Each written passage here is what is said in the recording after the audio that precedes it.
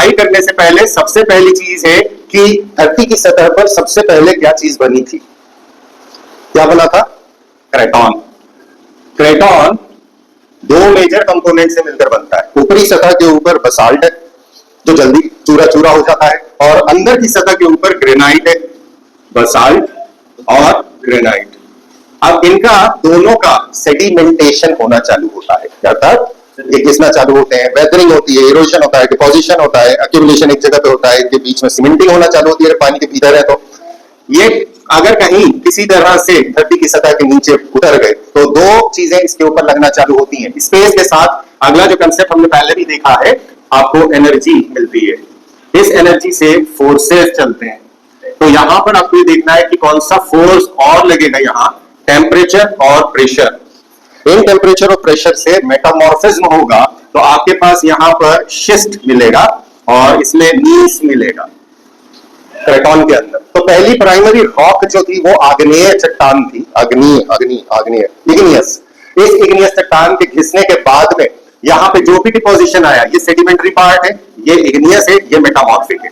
ये पहला है, ये एक क्रेटॉन की बात थी।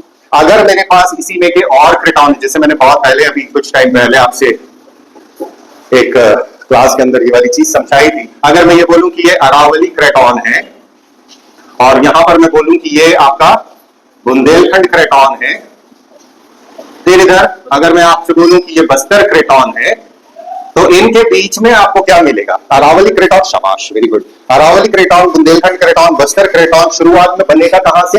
Basalt granite. इनके घिसने के बाद इनके सेडिमेंट से, फिर इन सारी चट्टानों के मेटामॉर्फिज्म से। सो यहां पर मेरे पास इग्नियस और मेटामॉर्फिक, इग्नियस मेटामॉर्फिक, इग्नियस और मेटामॉर्फिक। जब ये किसी भी तरीके से किसी और स्थान पर पार्टिकल्स, मलबा घिसता हुआ जाता है तो वो कहीं और जमा होता है, जहां वो जमा होगा वहां पर क्या बनेगा? Sedimentary rocks. अब ये जो सेडिमेंट्री रॉक्स बनेगी, सबसे पहले सेडिमेंट्री तैयार होगा, उसके बाद में यही सेडिमेंट्री रॉक्स आपकी मेटामॉर्फिक में बदल जाएंगी। तो एमपी का जब आप मैप तैयार कर रहे हो तो इन तीन क्रेटॉन का कोर का अर्थ हो गया जो इग्नियस रीजन है, जहां पर प्राइमरी रॉक मिल सकती है।